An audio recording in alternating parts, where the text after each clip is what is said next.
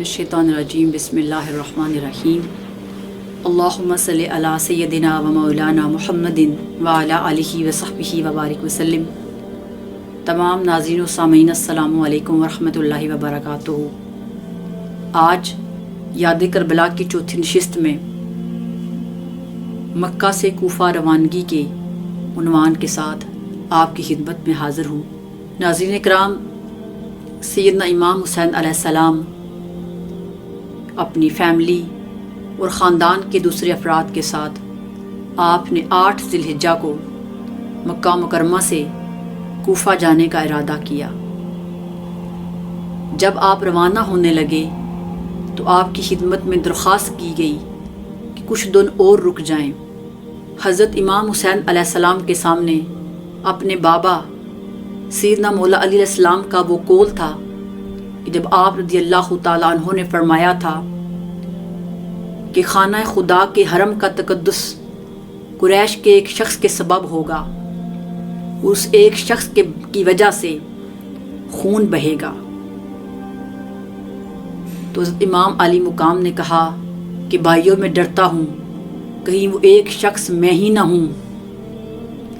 آپ نے فرمایا کہ بھائیوں میں ڈرتا ہوں یزید خفیہ طور پر میرا قتل نہ کرا دے، اور آپ فرماتے تھے کہ خانہ خدا سے باہر ایک قدم بھی اگر میں قتل ہو جاؤں تو خانہ خدا کی تقدس اور حرمت کی وجہ سے یہ زیادہ بہتر ہے۔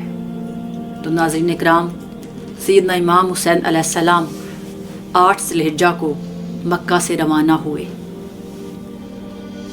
آپ اللہ تعالیٰ کی ذات پر بھروسہ رکھتے ہوئے اپنی فیملی، عزیز و اقارب اور چھوٹے معصوم بچوں کے ساتھ جب کوفہ کی جانب روانہ ہوئے تو راستے میں عرب کے مشہور شاعر فزدق سے آپ کی ملاقات ہوئی۔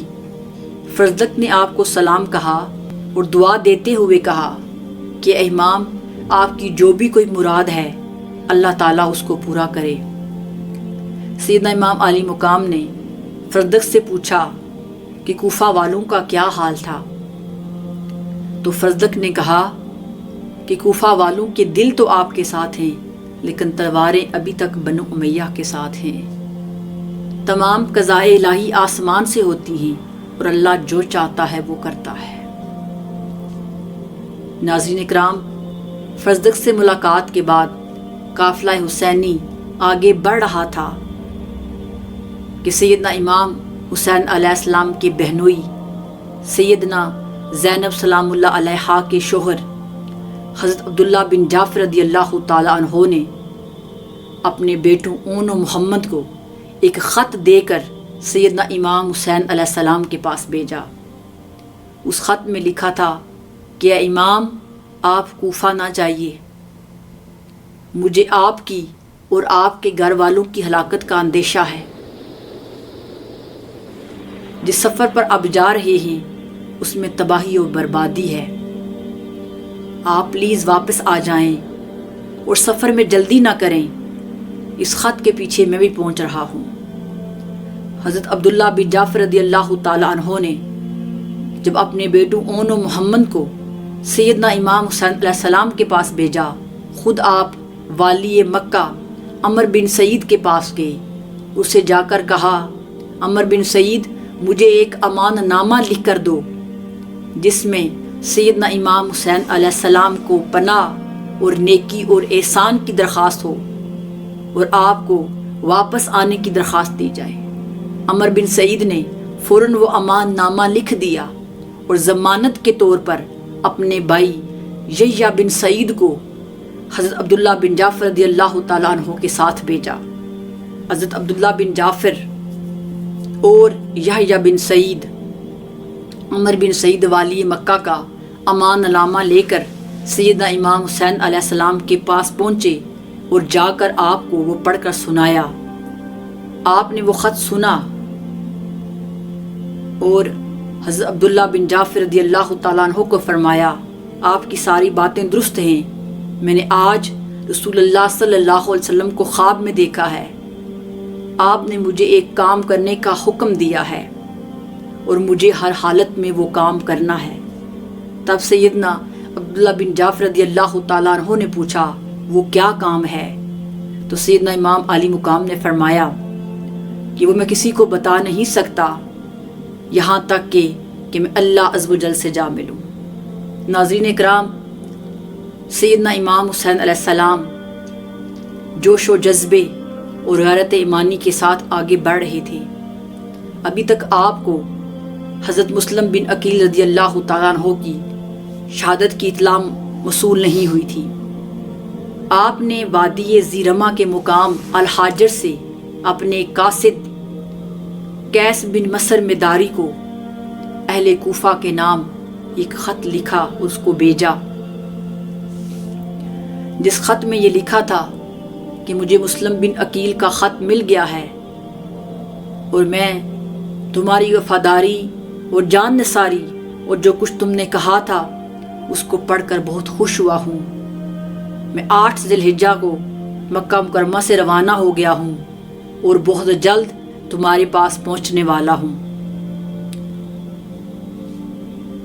اللہ تعالیٰ ہماری مدد فرمائے اور تم لوگ خفیہ طریقے سے اپنے کام کو بڑھانے کی کوششیں کرو، میں بہت جلد تمہارے پاس پہنچنے والا ہوں۔ آپ کا قاصد جب خط لے کر روانہ ہوا تو قادسیہ کے مقام پر گرفتار ہو گیا۔ اسے ابن زیاد کے پاس پیش کیا گیا۔ ابن زیاد نے اس قاصد سے کہا کہ تم محل کی چھت پر چڑھ کر سیدنا علی علیہ السلام اور سیدنا امام حسین علیہ السلام کو گالیاں دو۔ جب اس قاصد محل کی چھت پر چڑھایا گیا تو اس نے چھت پر چڑھ کر سیدنا مولا علی علیہ السلام اور سیدنا امام حسین علیہ السلام کی تعریف کرنا شروع کر دی اور لوگوں سے کہا کہ سیدنا امام حسین علیہ السلام مکہ مکرمہ سے روانہ ہو چکے ہیں، تم لوگوں کو ان کا ساتھ دینا چاہیے۔ ابن زیاد اس کے باپ پر اس نے لعنت کی۔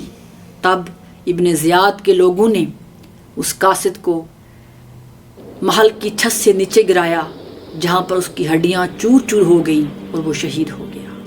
ناظرین اکرام، قافلہ حسینی کوفہ کے حالات سے بے خبر کوفہ کی جانب چل رہا تھا کہ راستے میں ہر چراگاہ سے جہاں سے قافلے گزرتے تھے بہت سارے لوگ سیدنا امام حسین علیہ السلام کے ساتھ ہو لیے۔ عبداللہ بن سلیم الاسدی اور منظر بن شمل الاسدی لکھتے ہیں کہ جب ہم حج سے فارغ ہوئے تو ہم سیدنا امام حسین علیہ السلام کے ساتھ شامل ہونے کے لیے چل پڑے۔ راستے میں ہی ہماری ملاقات سیدنا امام حسین علیہ السلام کے ساتھ ہو گئی۔ ہم بنی اسد کے ایک آدمی کے پاس سے گزر رہے تھے۔ ہم نے اس سے کوفہ کے حالات کے بارے میں پوچھا تو اس نے کہا کہ جب میں کوفہ سے نکل رہا تھا تو امام مسلم بن عقیل رضی اللہ تعالیٰ عنہ اور خانی بن عروہ کو شہید کر دیا گیا تھا اور خانی بن عروہ کو ٹانگوں سے پکڑ کر بازاروں میں گھسیٹا جا رہا تھا۔ جب سیدنا امام حسین علیہ السلام نے حضرت مسلم بن عقیل رضی اللہ تعالیٰ عنہ اور خانی بن عروہ کی شہادت کا سنا تو آپ نے کئی بار انا للہ و انا الیہ راجعون پڑھا۔ عبداللہ اور منظر لکھتے ہیں کہ ہم نے امام کو عرض کی کہ اے امام، ہم آپ کو خدا کا واسطہ دیتے ہیں کہ آپ کوفہ نہ جائیں۔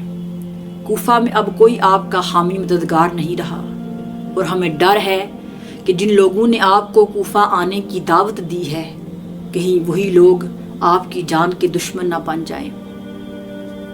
حضرت امام حسین علیہ السلام نے سب کچھ سنا لیکن آپ رکے نہیں، بلکہ اسی جوش و جذبے کے ساتھ، اسی غیرت دینی کے ساتھ آپ نے اپنا سفر جاری رکھا۔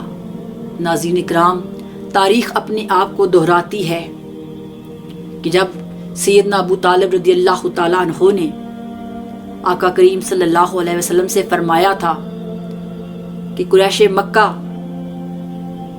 آپ کو دعوت توحید سے روکنے کے لیے کچھ پیشکش کرنا چاہتے ہیں، اگر آپ کو مال چاہیے تو مال پرووائڈ کریں گے، اگر آپ کو سرداری اور حکومت چاہیے تو آپ کو مکہ کی سرداری پیش کرتے ہیں اور مکہ کی حسین ترین عورت یا جس عورت پر آپ ہاتھ رکھیں گے اس سے شادی کروا دیں گے۔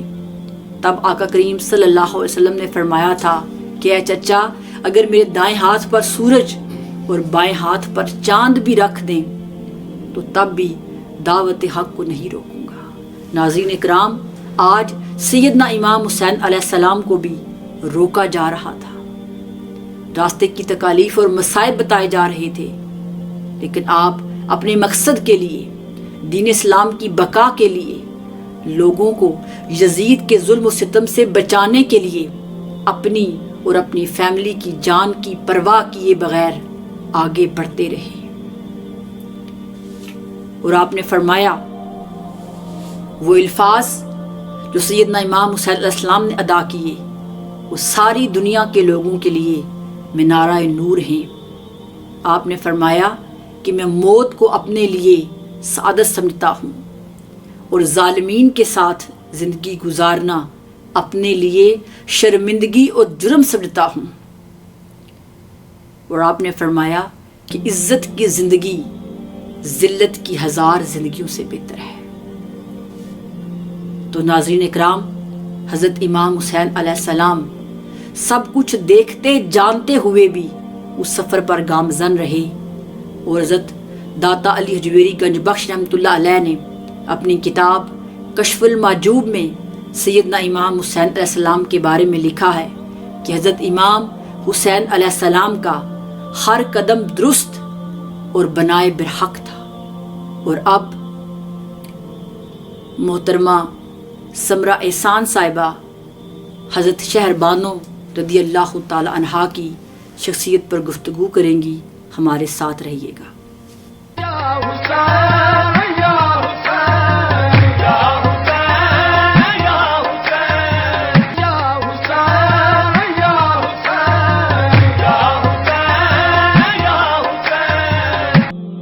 نحمدہ و نصلی علی رسولہ کریم، اما بعد فاعوذ باللہ من الشیطان الرجیم، بسم اللہ الرحمن الرحیم۔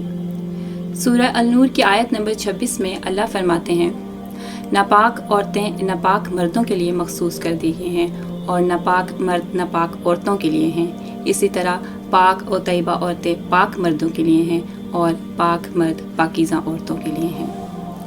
اگرچہ یہ آیت براہ راست ام المومنین حضرت عائشہ صدیقہ رضی تعالیٰ عنہا اور سرکار دو عالم حضرت محمد صلی اللہ علیہ وآلہ وسلم کے لیے ہیں، لیکن چونکہ قرآن میں ایک اصول دے دیا ہے تو اسی اصول کی روشنی میں آج میں حضرت شہر بانو رضی تعالیٰ عنہا اور حضرت امام حسین کے تعلق کو بیان کرنا چاہوں گی۔ امام عالی مقام کی ذات تو وہ ذات ہے کہ جس کے لیے آیت تطہیر اتری۔ خود اللہ تعالیٰ نے قرآن پاک میں اس خاندان کی عظمت و شان، پاکیزگی اور طہارت کی گواہی دی ہے۔ حضرت شہر بانو حضرت امام حسین کی پہلی زوجہ تھیں، اگرچہ آپ کا تعلق خاندان ساسانی سے تھا جو ایران سے تھا، اور آپ ایران کے بادشاہ یزگرد کی بیٹی تھی، لیکن اللہ تعالیٰ کو معلوم تھا کہ یہ شہزادی نواسہ رسول کے حصے میں آنے والی ہیں، یہ شہزادی محبوب خدا کی بہو بننے والی ہیں، یہ شہزادی سید خاتون جنت اور شیر خدا کے آستانے کا چشم چراغ بننے والی ہیں۔ تو آپ ناظرین اندازہ کر سکتے ہیں کہ خدا تعالیٰ نے کیسے سیدہ زہرا کی بہو کی حفاظت کی ہوگی۔ آپ نے محل میں پرورش پانے کے باوجود آپ کا اخلاق اعلیٰ اور کردار اعلیٰ تھا، آپ پاکیزہ تھیں، اسی لیے رب کائنات نے آپ کو کائنات کے شہزادے کے لیے چنا۔ علامہ اقبال نے یہ شعر حضرت بلال کے لیے لکھے، لیکن معذرت کے ساتھ آج میں حضرت شہر بانو کے لیے پڑھنا چاہوں گی، چونکہ حضرت بلال بھی مدینہ قیدی بن کر آئے اور زلف مصطفیٰ صلی اللہ علیہ وآلہ وسلم کے اسیر ہو گئے، اسی طرح حضرت شہر بانو بھی قیدی بن کر مدینہ آئیں اور اہل بیت رسول کے خاندان کا حصہ بن گئیں۔ حضرت امام حسین رضی تعالیٰ عنہ سے شادی کر کے آپ ان دونوں جہاں کی شہزادی بن گئیں۔ آج آپ یہ شعر حضرت شہر بانو کا تصور ذہن میں رکھتے ہوئے سنیں۔ چمک اٹھا جو ستارہ تیرے مقدر کا، چمک اٹھا جو ستارہ تیرے مقدر کا، نصیب تجھ کو اٹھا کر حجاز میں لایا۔ ہوئی اسی سے تیرے غم کدے کی آبادی، ہوئی اسی سے تیرے غم کدے کی آبادی، تیری غلامی کے صدقے ہزار آزادی۔ جفا جو عشق میں ہوتی ہے وہ جفا ہی نہیں، جفا جو عشق میں ہوتی ہے وہ جفا ہی نہیں، ستم نہ ہو تو محبت میں کچھ مزہ ہی نہیں۔ مدینہ تیری نگاہوں کا نور تھا گویا، مدینہ تیری نگاہوں کا نور تھا گویا، تیرے لیے تو یہ صحرا ہی طور تھا گویا۔ اور ادائے دید سراپا نیاز تھی تیری، ادائے دید سراپا نیاز تھی تیری، کسی کو دیکھتے رہنا نماز تھی تیری۔ فارس کے محلوں میں ناز و نام اور سینکڑوں کنیزوں کے جھرمٹ میں پلنے والی یہ شہزادی، جسے رب کائنات نے فطرت سلیم اور مقدر کی بلندی اور حسن ظاہر و باطن سے مالا مال کیا، لیکن انہوں نے یہ جان لیا، یہ راز جان لیا کہ ایران کے محلوں تک تو وہ صرف اس دنیا کی شہزادی ہیں، پر سیدہ زہرا کی بہو بن کے، امام حسین کی بیوی بن کے وہ ان دونوں جہاں کی شہزادی بن چکی ہیں۔ آپ نے ان کی مشکلات میں ہمیشہ ان کا ساتھ دیا اور آپ نے ان مشکلات کو ہی اپنی زندگی کا حصہ بنا لیا۔ آپ نے امام حسین کے اس فقیرانہ ماحول میں ہی شاہی تلاش کر لی۔ آپ کو تو یہ معلوم ہے کہ جب اسلام کا سورج طلوع ہوا تھا تو اس وقت اس دور میں دو بہت بڑی طاقتیں موجود تھیں جنہیں ہم اس ٹائم کی سپر پاورز کہہ سکتے ہیں۔ ان میں ایک کیسر روم جو کہ عیسائی سلطنت کا مالک تھا، جس کے زیر اثر شام، ترکی، اندلس اور پورا یورپ تھا۔ اس کے مقابلے میں کسرا ایران، جس کے زیر اثر ایران، عراق، یمن، افریقہ اور مڈل ایسٹ ہے۔ اسلام کی ابھرتی قوت کو ان دونوں طاقتوں نے اپنے لیے خطرہ سمجھا اور اسی لیے اسلام پر حملے شروع کر دیے۔ حضرت عمر فاروق رضی اللہ عنہ کے دور میں حضرت سعد بن ابی وقاص کی قیادت میں جب ایران پہ حملہ کیا اور ایران کو فتح کیا تو مسلمانوں کو بہت سا مال غنیمت حاصل ہوا۔ اس مال و زر کے ساتھ ساتھ بہت سی کنیزیں اور غلام بھی آئے۔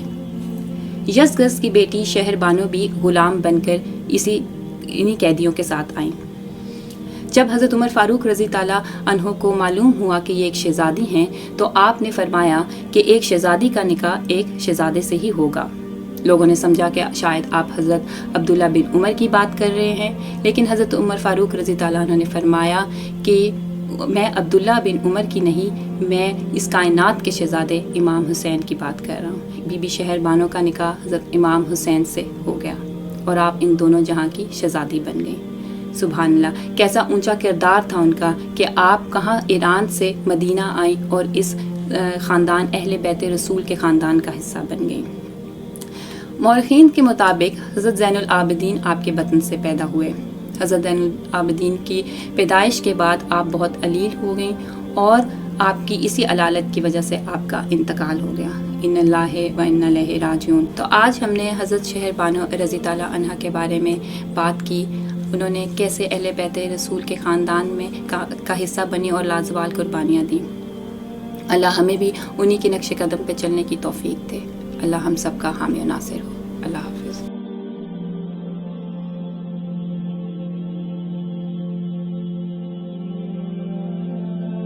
تاریخ انسانی کا خوفناک ترین حادثہ جو لبنان بیروت میں پیش آیا ہے، ہم سب اس کی تباہ کاریوں سے بخوبی واقف ہیں۔ اس حادثے میں سینکڑوں لوگ اپنی جان سے ہاتھ دھو بیٹھے ہیں۔ خواتین، بچے اور بوڑھے بڑی تعداد میں زخمی ہوئے ہیں اور علاج کے منتظر ہیں، جن کے پاس پینے کے لیے پانی نہیں، کھانے کے لیے خوراک نہیں، رہنے کے لیے گھر نہیں اور علاج کے لیے دوائیاں نہیں ہیں۔ اس وقت لبنان کربلا جیسا ہے۔ ہزاروں لوگ مشکل کی اس گھڑی میں ہماری مدد کے منتظر ہیں۔ ہمیشہ کی طرح منہاج ویلفیئر فاؤنڈیشن لبنان کے زخمی، بیمار اور لاچار لوگوں کے لیے امدادی سرگرمیوں میں مصروف عمل ہے۔ آئیے محرم الحرام کے مقدس مہینے میں شہدائے کربلا کے صدقے ان بے بس اور بے سہارا لوگوں کی مدد کریں۔ آئیے اپنے زکوٰۃ، صدقات و عطیات منہاج ویلفیئر فاؤنڈیشن کو دیں اور اس کار خیر میں بڑھ چڑھ کر اپنا حصہ ڈالیں۔